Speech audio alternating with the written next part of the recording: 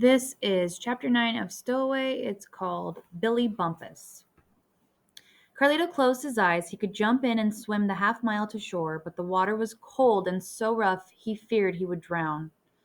Also, he knew that below him, swimming silently in the dark water, was El Gran Tiburon, who would enjoy eating a boy as much as he would an otter. And even if Ziba rescued Pedro, could they row against such a strong current back to where Carlito clung? The wind rocked him as if he were on horseback. Carlito wanted to be brave, but he struggled to keep from crying. Papa dead? His poor mother? Where were his friends? He forced himself to push aside the thoughts, as if closing a door to a noisy room. He must move forward before became too stiff to move at all. He inched upward. The rope prickled through his wet shirt. 12 feet above the waterline was an opening into the ship for the anchor line, the hawse hole, just big enough for him to crawl through. When his hands touched wood, he boosted himself inside, tumbling down to a damp floor. He tried to stand, but the ceiling was so low he hit his head. A lantern swinging from a beam cast shadows between rows of cannons, 32-pounders pointing out the gun ports toward Monterey. Directly in front of him was a large pen with 3 hogs and 4 sheep.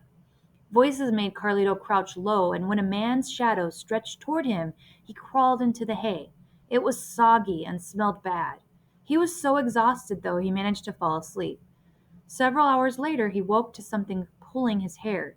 Too afraid to move, he opened his eyes. A large gray rat nestled by Carlito's shoulder. Another nibbled at his sleeve. As 2 others ran over his legs, he bolted upright and found himself face to face with a boy holding a club.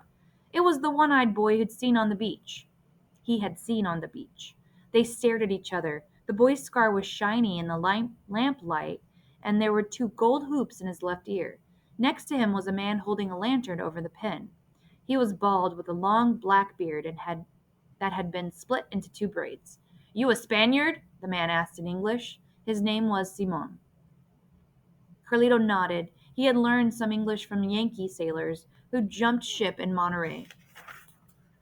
Governor Sola allowed them to remain if they were baptized Catholics and became Spanish citizens. One of Carlito's friends was Thomas Doak, a carpenter from Boston who had married the beautiful Maria Lagarda.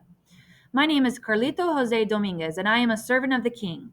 These were words he had practiced with Thomas, words that now made the man and the boy laugh. "Ha!" said Simon.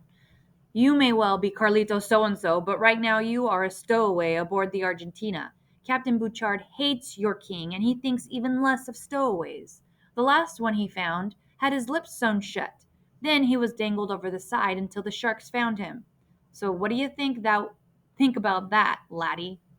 Carlito didn't answer. He had already removed his knife from his waist and was now hiding it in the straw with his lariat. The boy motioned Carlito to get up, then said, and the stowaway before him had an eye put out and his throat slit. But he lived to tell about it. He lived to become the ship's official rat killer. The boy's name is Billy Bumpus, and you're looking at him.